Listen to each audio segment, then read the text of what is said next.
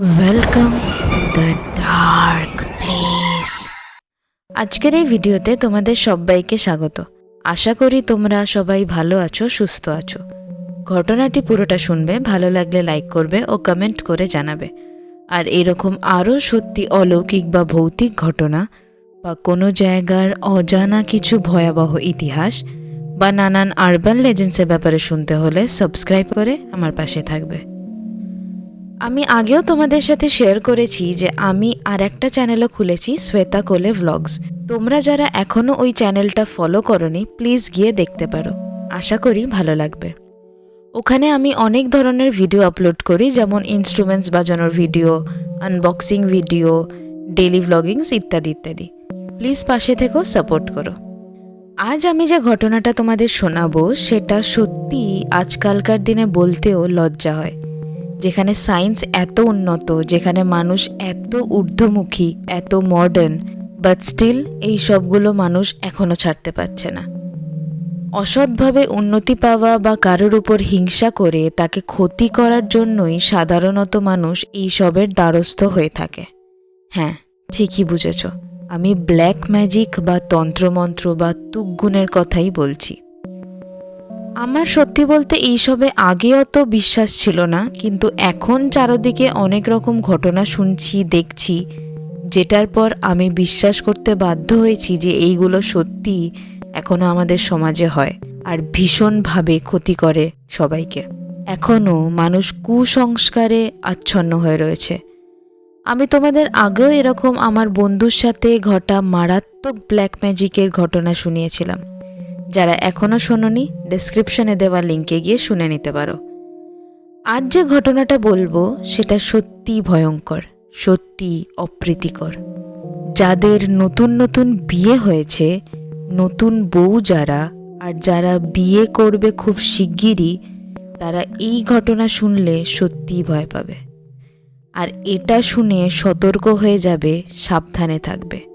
বলা যায় না কার মনে কি আছে, কার ভালো মানুষের মুখোশের পিছনে কালো চেহারাটা লুকিয়ে আছে। তাই সাবধানে থাকাই ভালো, কারণ একবার ক্ষতি হয়ে গেলে তখন আর কিচ্ছু করার থাকবে না।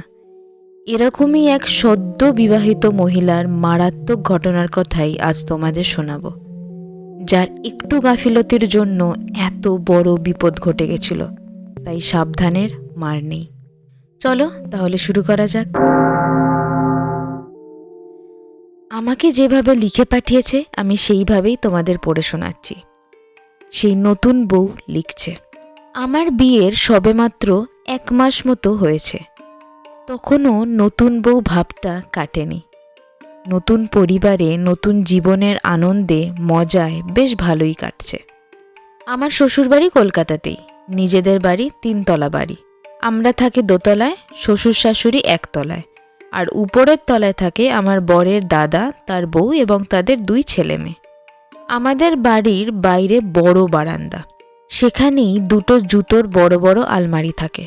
একটার মধ্যে থাকে আমাদের সবার রোজকার পরার সব জুতো, যে যখন বেরোয় ওখান থেকে নিয়ে পরে বেরোয়, আবার এসে ওখানেই ঢুকিয়ে রেখে দেয়। আর একটার মধ্যে থাকে ভালো দামি জুতো, যেগুলো ডেলি ইউজে লাগে না। বিয়ের পর সবাই আমাকে বলতো বিয়ের জোড়, বিয়ের জুতো, মালা সবকিছু 1 বছর অবধি খুব সাবধানে সামলে রাখতে, যত্ন করে। তো আমার আর আমার বরের বিয়ের জুতো জোড়াও ওই দামি জুতোর আলমারিতেই ছিল সযত্নে, বাড়ির বাইরের বারান্দায়। যাই হোক, এইভাবে আরও 1-2 সপ্তাহ কেটে গেল। তারপর একদিন হঠাৎ আমার ধুম জ্বর হলো। রাত অবধি ঠিকই ছিলাম, সকাল থেকেই 101-102 জ্বর। বাধ্য হয়ে অফিসে লিভ নিতে হলো। আসলে বিয়ের জন্য অলরেডি বেশ অনেকগুলোই ছুটি নিয়েছিলাম। তাই আর কি দোনোমনো করছিলাম যে প্যারাসিটামল খেয়ে যদি জ্বরটা নামে তাহলে চলেই যাব। আসলে পাশেই অফিস, যেতে ওই 20-25 মিনিট মতো লাগে।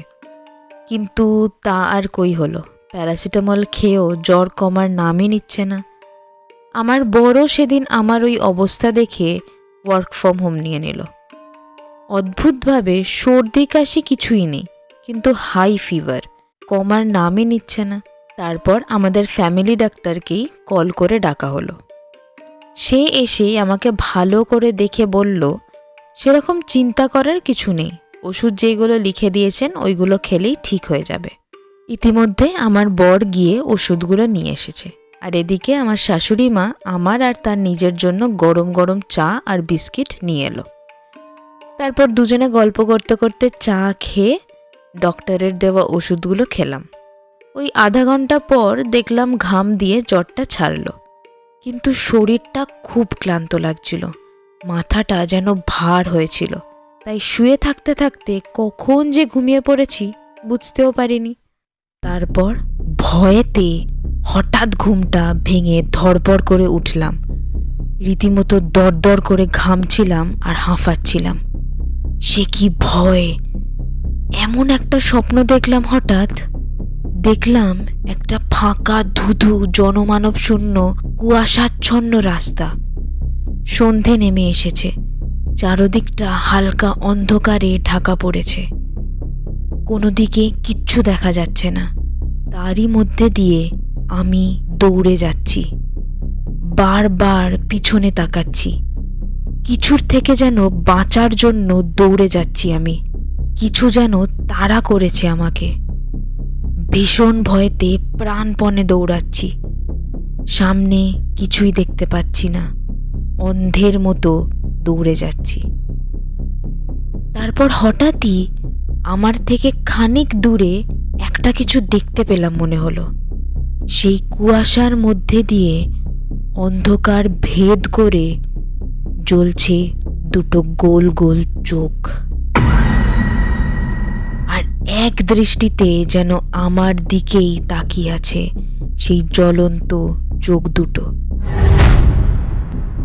সেটা দেখেই আমি যেন জ্ঞান হারিয়ে লুটিয়ে পড়লাম রাস্তায়। ব্যাস, তারপরেই ঘুমটা ভেঙে গেছিল ভয়েতে। সে কি ভয়াবহ চোখ, সেই দৃষ্টি ভাবলেই গায়ে কাঁটা দেয়। কিন্তু এমন আজব স্বপ্ন দেখার কি মানে বুঝে উঠতে পারলাম না। একটু বসে আস্তে আস্তে একটু স্বাভাবিক হলাম। তারপর স্বপ্নটার কথা আমার বরকেও বললাম, কিন্তু ও তো কোনো পাত্তাই দিল না। ও আবারও সেই একই কথাই বলল যে আমি এত হরর মুভিজ দেখি, ভূতের গল্প শুনি, তাই ওই সবই স্বপ্নে আসছে। আসলেই আমি সত্যিই ভূতের মুভি খুব পছন্দ করি, একটাও হরর মুভি ছাড়ি না।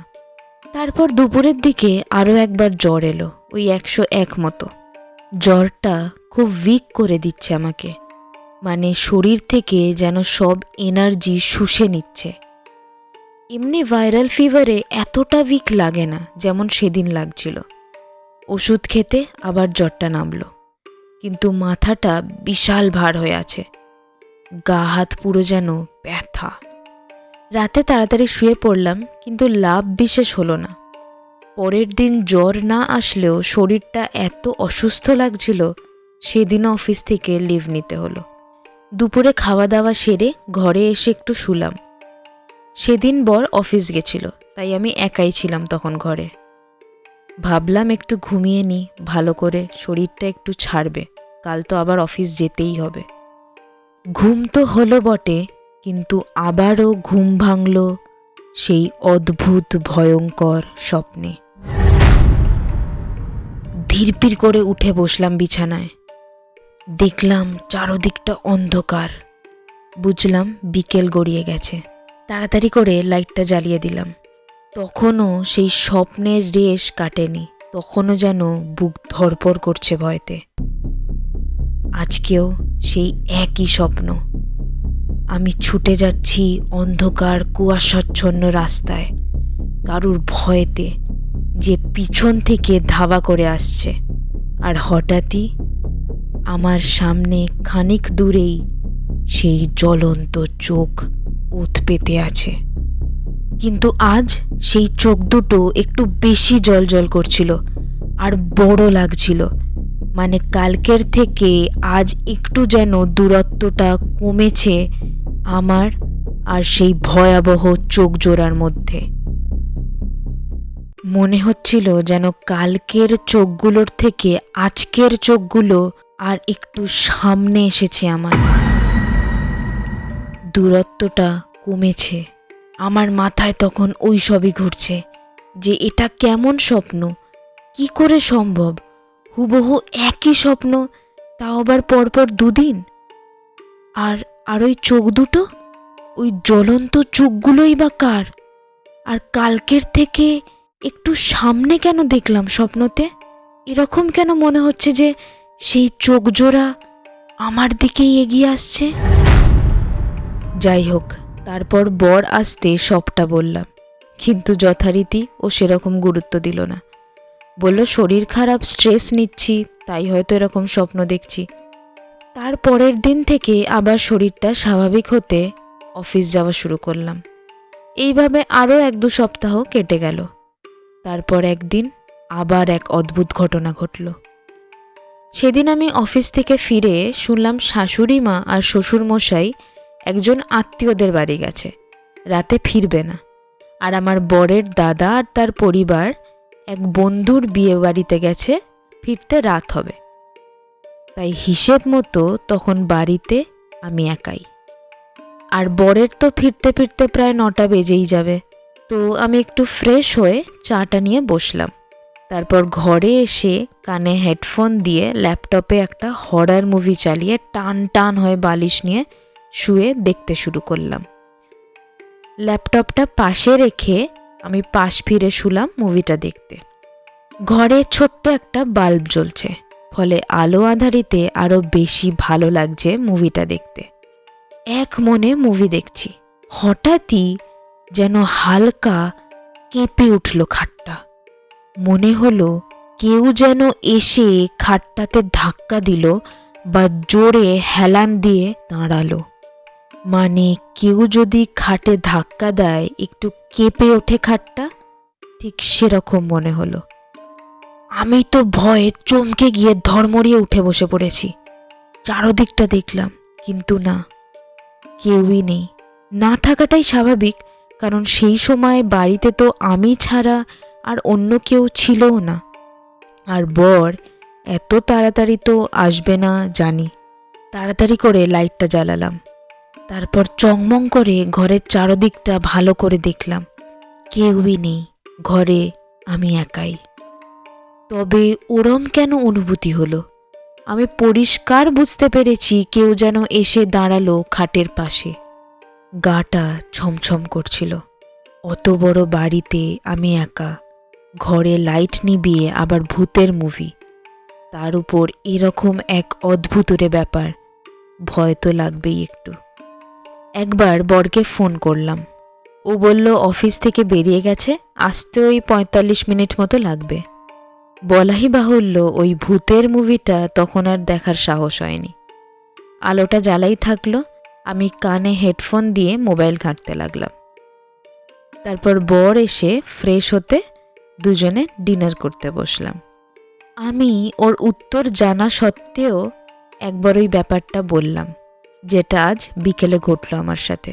আর অবশ্যই আমার জানা উত্তরটাই ও দিল আমাকে, যে আমি এত বেশি ভূতের মুভি দেখি তাই এইসব মনে হয় আমার। আর কথা বাড়ালাম না। হ্যাঁ, তবে একটা কথা কিন্তু আমার বেশ মনে হচ্ছিল, ইদানিং আমি একটু বেশি তাড়াতাড়ি ভয় পেয়ে যাচ্ছি, একটুতেই যেন বেশি স্ট্রেস নিয়ে ফেলছি। যাই হোক, তাড়াতাড়ি ঘুমিয়ে পড়লাম সেদিন। কিন্তু পরের দিন সকালে উঠে খুব অবাক হলাম, আবার জ্বর।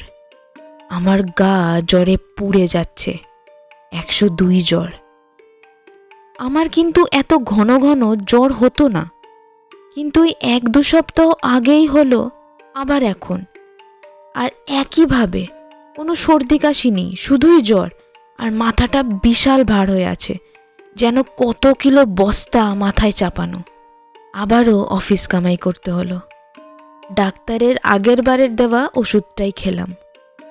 বর সেদিন ওয়ার্ক ফ্রম হোম বা ছুটি নিতে পারেনি, আর্জেন্ট কাজের জন্য অফিস যেতেই হয়েছিল তাকে। শাশুড়ি মাই আমাকে ওষুধ খাওয়ালো, তারপর আমাকে আরাম করতে বলে রান্নাঘরের দিকে চলে গেল। আমার শুয়ে থাকতে থাকতে কখন যে চোখ লেগে গেছে বুঝতেও পারিনি, কিন্তু এই ঘুম দীর্ঘস্থায়ী হলো না।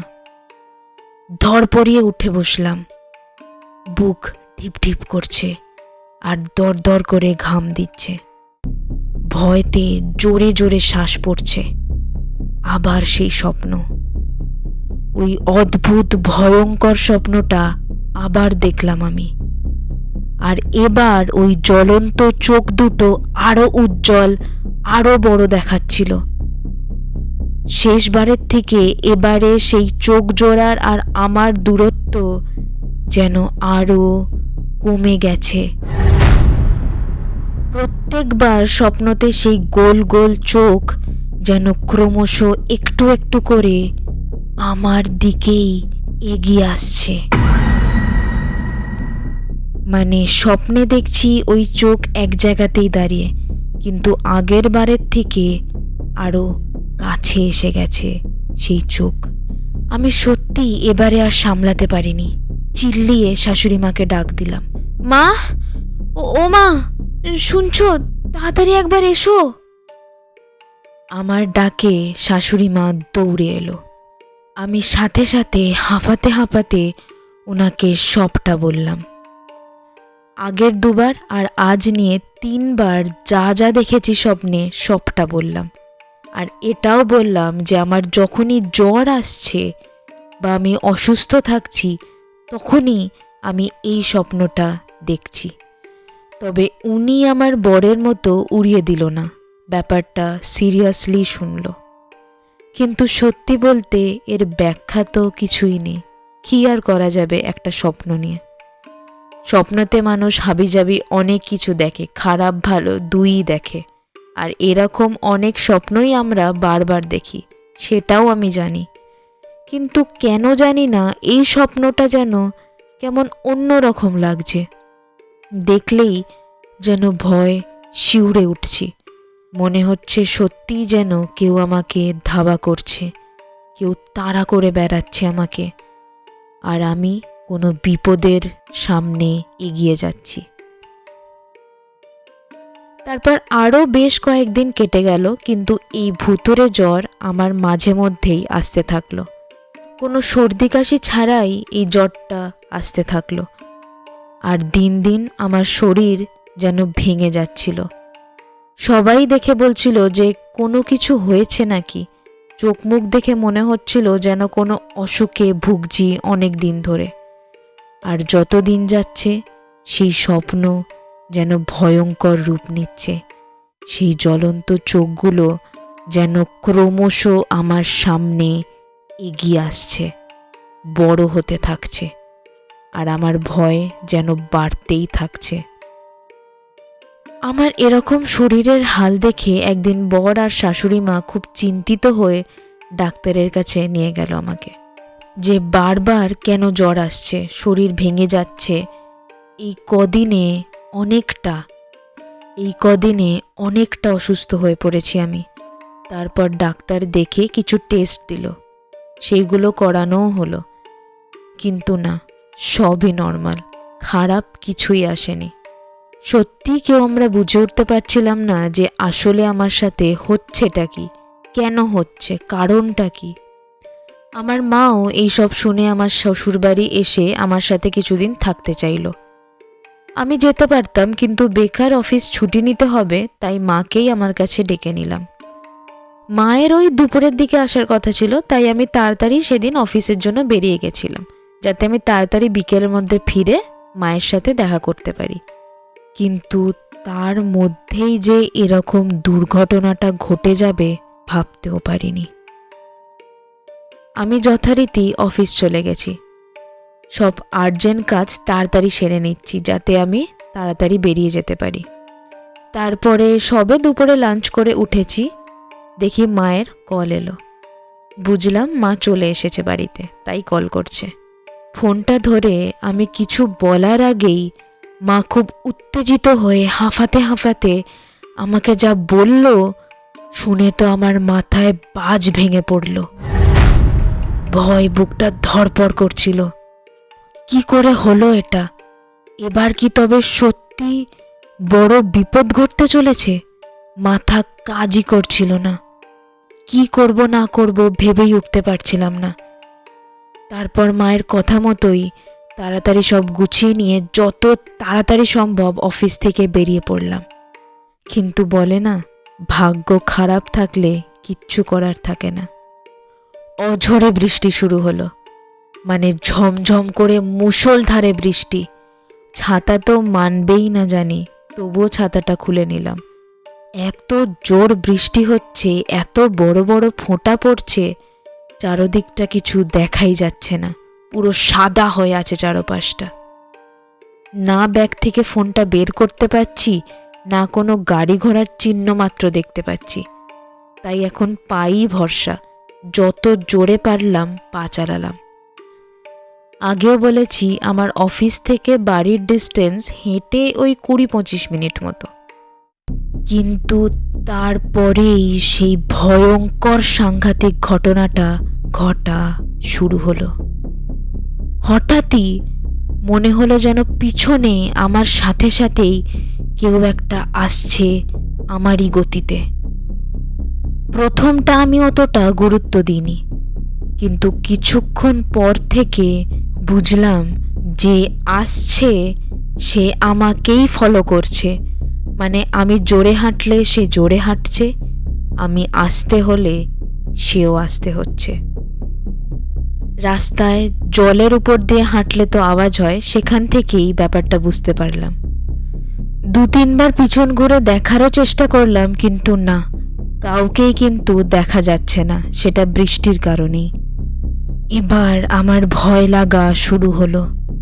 খারাপ অসৎ লোকেদের বিশ্বাস নেই। এখন যা দিনকাল পড়েছে, সুযোগ পেলেই কি যে করবে ভাবতেও বুকটা ছ্যাঁত করে ওঠে। আমি আরো জোর হাঁটা লাগালাম, প্রাণপণে হাঁটছি।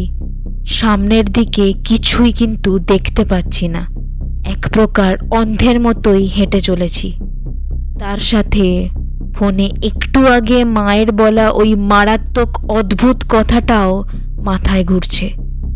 তারপর এরকম অঝোরে বৃষ্টি, আর আমাকে ধাবা করে পিছনে আসা সেই আগন্তুক। কিন্তু তারপরেই যা দেখলাম তাতে ভয়তে বিস্ময় আমার শিরদাঁড়া দিয়ে শীতল শিহরণ খেলে গেল। বুকের ভিতরটা ধড়ফড় করতে লাগলো, আমার হাঁটার গতিও আস্তে হয়ে গেল, শরীর যেন নিস্তেজ হয়ে আসতে লাগলো। আমি বিস্ফারিত চোখে সামনে তাকিয়ে রইলাম সেই ভয়াবহ গায়ে কাঁটা দেওয়ার মতো দৃশ্যটার দিকে। ভয়ঙ্কর দুটো চোখ জ্বলছে আমার থেকে খানিকটা দূরেই। বাঁধ ভাঙা বৃষ্টি, সামনে কিচ্ছু দেখা যাচ্ছে না, সব আবছা। বৃষ্টির গর্জনে চারদিক গম গম করছে। শুধু ওই বৃষ্টির মধ্যে দিয়ে দেখা যাচ্ছে জ্বলন্ত দুটো চোখ। ঠিকরে পড়ছে তার জ্যোতি, মনে হচ্ছে যেন আলোর মতো জ্বলছে, আর তার রশ্মি ফেটে পড়ছে চারদিকে। এই হুবহু একই দৃশ্য আমি আগেও দেখেছি বহুবার। এই দৃশ্য আমার পরিচিত। এ তো সেই দুঃস্বপ্নের দৃশ্য যেটা আমি জ্বর হলেই দেখেছি মাঝে মধ্যেই। আমি তখন নিজের মধ্যে ছিলাম না, কি করব না করব কিছু বোধ হচ্ছিল না। শেষ অবধি শুধু এইটুকু মনে আছে যে ওই জ্বলন্ত চোখ দুটো আমার এবার একদম কাছে চলে এসেছে, একদম সামনে, আমার থেকে 1 হাত দূরেই সেই ভয়ঙ্কর জিনিসটা। ব্যাস, ওখানেই আমি জ্ঞান হারিয়ে পড়ে যাই রাস্তায়।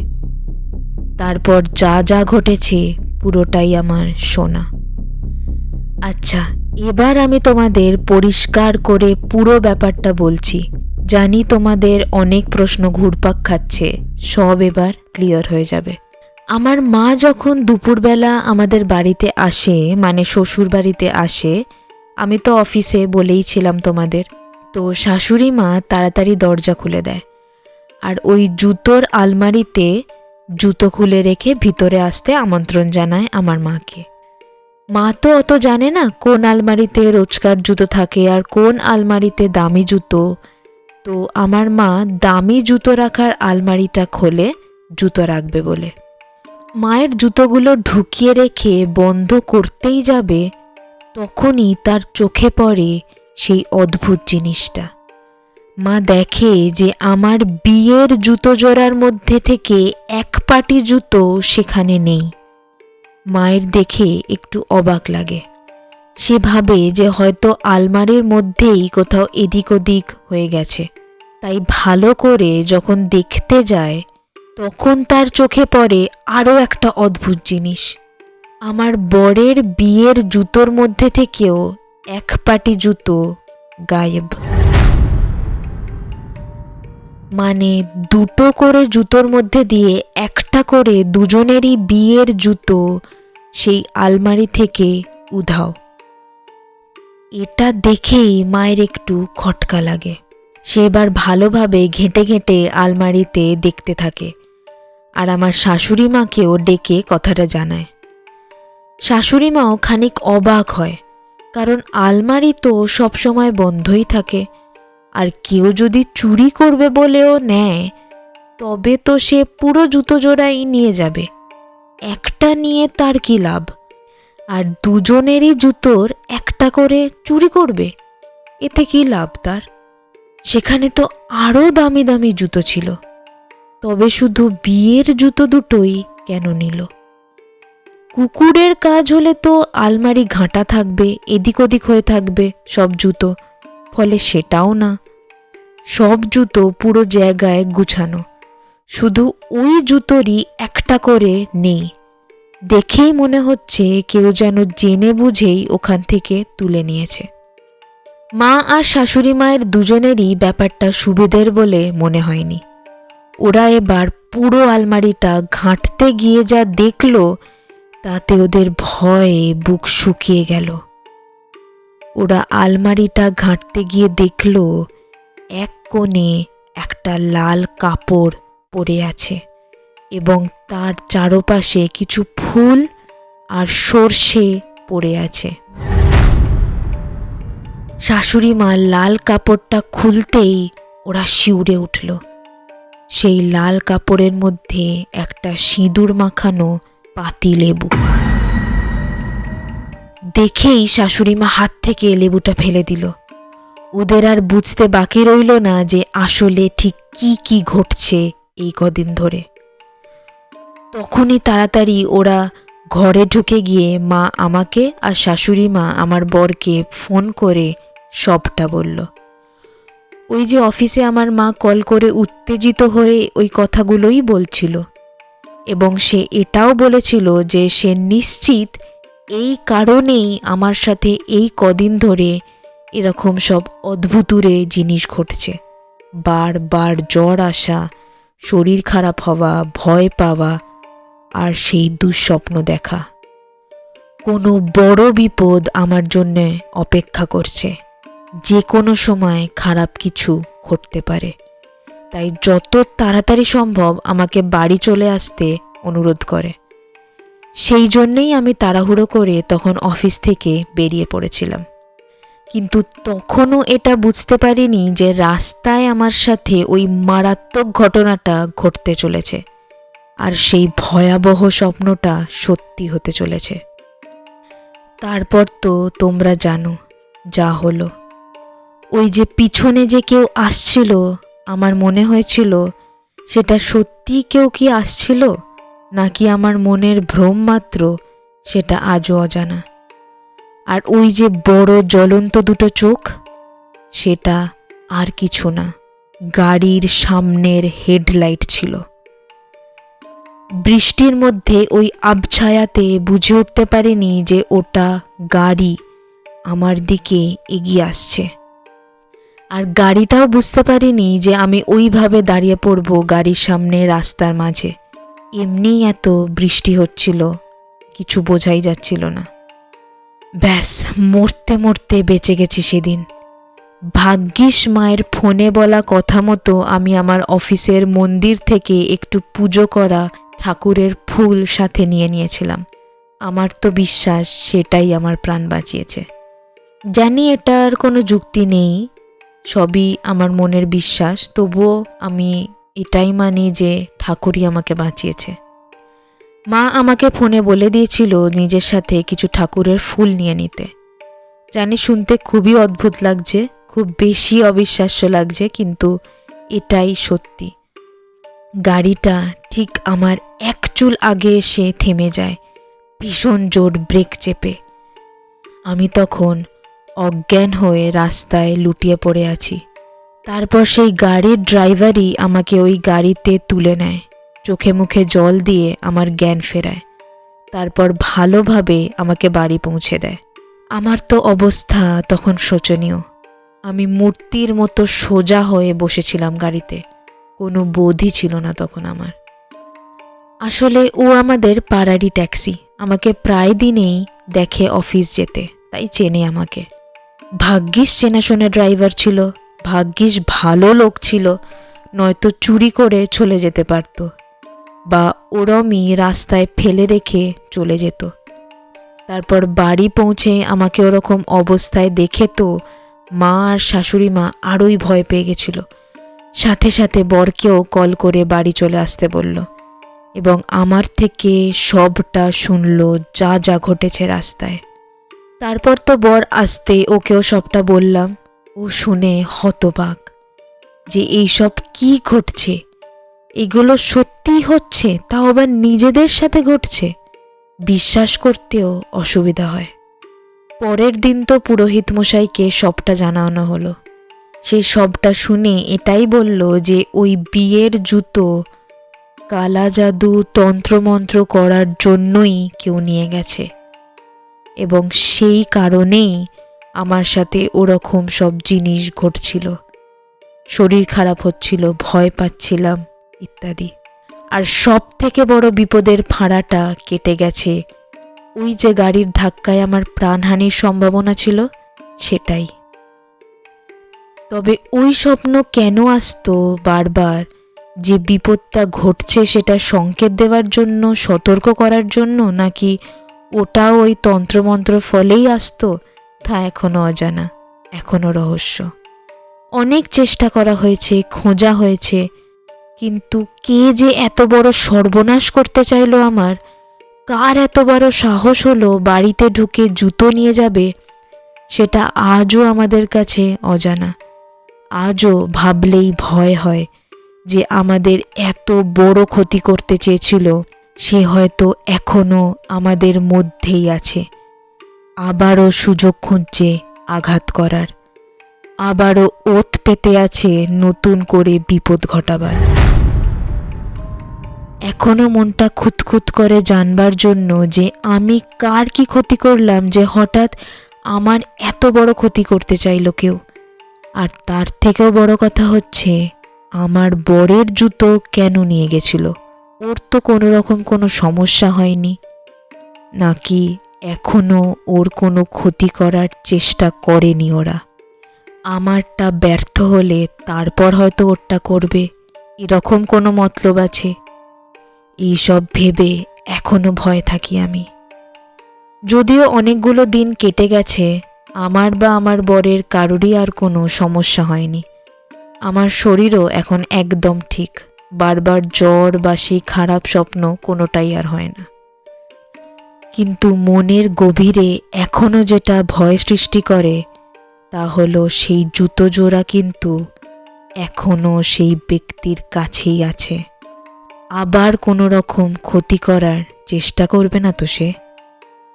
কালা জাদু যে এত ভয়ঙ্কর জিনিস, আর সত্যি যে এতটা ক্ষতি করতে পারে, নিজের সাথে না হলে বিশ্বাসই করতে পারতাম না। এই ঘটনার পরে সত্যি মিথ্যে বিচার না করে ব্ল্যাক ম্যাজিক, তন্ত্র সাধনা, এই সমস্ত বিষয়গুলোকে এড়িয়ে চলি। তবে একটা জিনিস আজ বেশ বুঝতে পেরেছি, এই সব জাদুবিদ্যার আর যাই হোক, মানুষের ভালো করার ক্ষমতা শূন্য। তো বন্ধুরা, এই ছিল আজকের ঘটনা। তোমাদের কেমন লাগলো অবশ্যই জানাবে, আর তোমাদের সাথে এমন কিছু ঘটে থাকলে শেয়ার করবে আমাকে কমেন্টসে লিখে। আজ এই অবধি, দেখা হবে পরের ভিডিওতে।